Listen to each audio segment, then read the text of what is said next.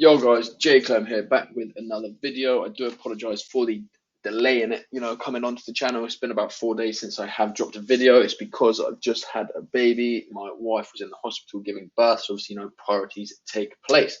However, we are back, and in this video, I just wanted to go over a few little secrets regarding market structure that a few of you may know and may not know, and just what I use to, ensure that my trading is most what's the word? Predictable. So let's just start obviously with structure. Okay, let's say sometimes the market, right, will give you something like this, right? So what do we have? We have a bullish break, and a bearish break, right? So the market is bearish, right? Because we have gone bearish, right? However, here, what do we have?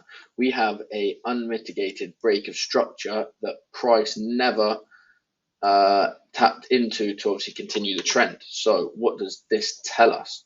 This tells us that at this moment in time, we have a bias for buys and also sells.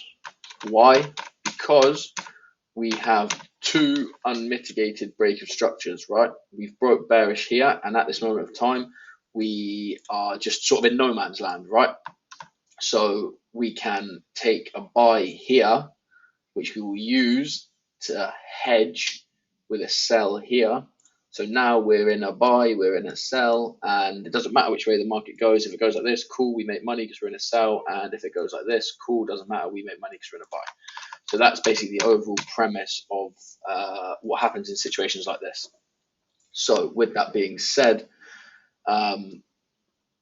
and before we move on, like, some people would be like, oh yeah, but we're bearish, so let's only take sells. Yeah, like, that's true, but you may hit this and ping, right? And then you take a loss and you miss the buy because you're saying, oh, I'll wait for it to go bullish. Well, it goes bullish here, right? So then you're going to wait for that, and can just take like a while to play out when you have an unmitigated break of structure here. So as well as here. So there's a bias, like I said, for obviously buys and sells.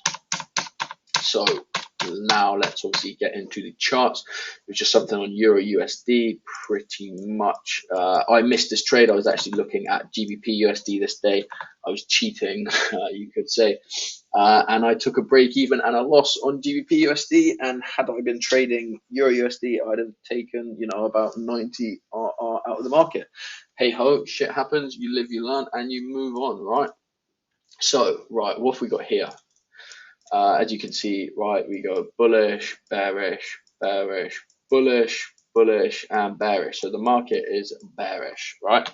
So at this point of break of structure right here, we have an unmitigated bullish break of structure. So we have a bias for obviously buys and sells if we get the correct confirmations. Now, what confirmations are we looking for? Well, seeing as this is a counter trend move, obviously, because at the moment the market on the 15-minute time frame is bearish, we need some sort of like manipulation to happen, right, where we can get involved in the market. Now, as you can see here, we are just stacking. We are just in a absolutely bullshit range. You don't want to be trading this, right? You want to wait for an expansion out of that range, and then a sweep in the opposite direction, and then you can get in on that position. So if I just play price on, you can see what we do is we give just that. Where are we at?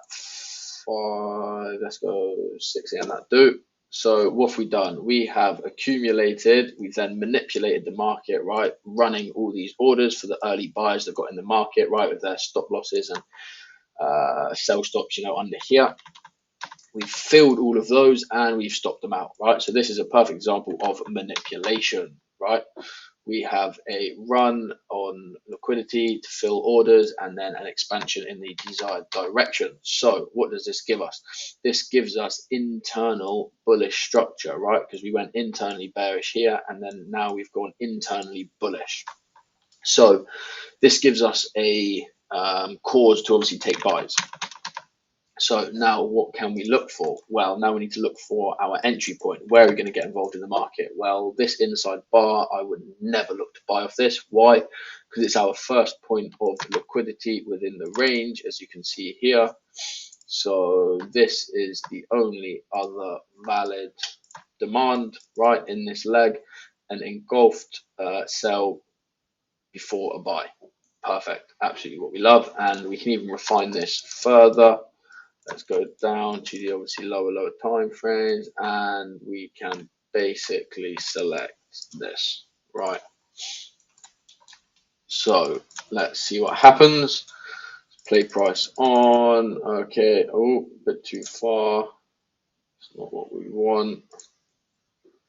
So what's the time here? This is 7 o'clock. Okay, so Frankfurt has just opened, right?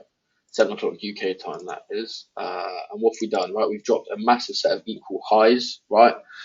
Obviously to target. We've trapped early buyers, right? People came in the market, wanted to buy here, and they've been trapped, right? So they are now being taken out of the market. Here, right? So that's good. It's perfect, exactly what we want to see. So now we can go down to the lower time frames, and that's a little bit early. So here, right? Some people might have taken a buy here, but why wouldn't I? Because it doesn't react off anything. It comes off of imbalance here. There's no orders to fill in imbalance. So it's a stupid buy, right? So this again, I just see as another trapping buyers again, right? Early buyers in the market getting stopped out and their stop loss is filled. So now play this on. Lovely, we get a bullish close. We can hit buy. Let's go with a 2-pip stop. Initial target is obviously these highs. This is to get our risk off, but ideally we want to be holding this full volume until at least the EQ, if not the higher 30% of this range. If I draw that on, at least here, which is what 35R, 70 odd pips. Why? Because, you know, a lot of the time the EQ will be hit, right? And some people might say, oh, but you know, you've got supply here, supply here. Yeah, but look at the pricing, right? In regards to this structural leg, right? Clearly the pullback has started. So this is our premium, this is our discount. It's below the EQ, so this is bullshit. This will be run. Do not trade off of this. Plus, look at how clean that pushes, right? There's no inducement in this leg, so it's just shite. I would never ever trade off that. It's just disgusting. So, right, now we play price on, and we can see, okay, so what does this give us? So let's just see. So we've gone bullish, right? We now have a higher low in the market, right? So this is a confirmed internal bullish trend, right? Why is it internal? Because it's between this high and this low. If this low goes, this will give us a new swing high. So yeah, obviously it is internal. However, we do have a confirmed internal bullish trend, so we definitely have a premise for a scaling, right? So let's just see what price does. Right, we range about here. This isn't the type of price action you want to see when going bearish from obviously structural points, from pro trend moves, right? You want to see a hard run in, right, and a hard run out, you know, something like, and then you can bloody take the short and bang, right? You don't want to see this bloody price fannying around, right? Because this is just like, stay away. Anyway, price then comes down, right? And obviously on the 15-minute time frame, that's right. We have this inside bar, which is good enough, right? That's a bit bloody tanky, though, isn't it? I don't really like that. It's bloody way too big of a POI. So let's just refine that to this, to be honest. Oh, lovely. So what we've done, right, we are correctively coming back down, right? We've dropped some equal highs as a potential target, right? Obviously you can see on the 50-minute time frame we haven't, oh, Christ, on the 50-minute time frame we have an impulse, right? Then we start correcting back down, obviously we want to look to take another buy here. So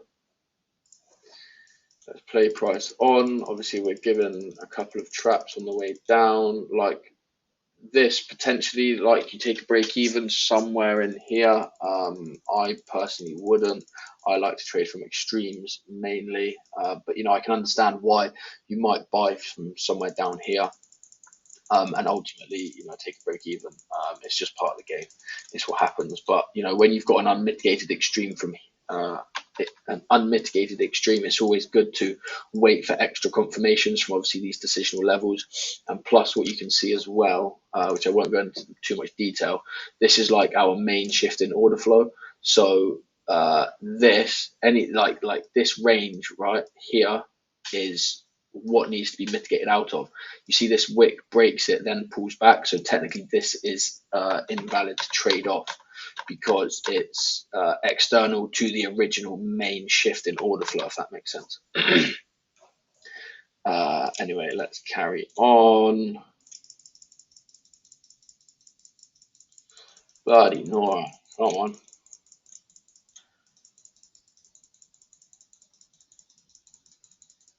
She's coming, she's coming, she's coming. Let's speed it up a little bit. Boom, boom, boom. Drop the time frame. Lovely. We have a right. Where do we want to buy? We want to buy maybe off of this. Let's go. What? 4.2 pip stop. Oh, you just stay in that. Lovely. Look at that. Perfect, just what we want. And obviously EU has no spreads, so we want to obviously hold that. To be honest, you'd try and hit that rejection there, wouldn't you? So you'd probably be in there with like a 3 pip stop or something, realistically. So yeah, now obviously we target like that higher 30% for a 20R and a 35R, giving us 55R, right? You've just done 50%. Look at that, boom, boom, boom, boom, boom, boom. Absolutely lovely, right?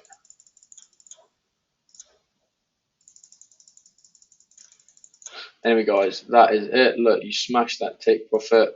Maybe you take a sell here, obviously, to take that pro trend move, which ultimately fails, but it doesn't matter because you've just made 55% from these two trades and one loss. So the risk to reward on this situation is very good. Yeah, I hope you like the video. Let me know in the comments and don't forget to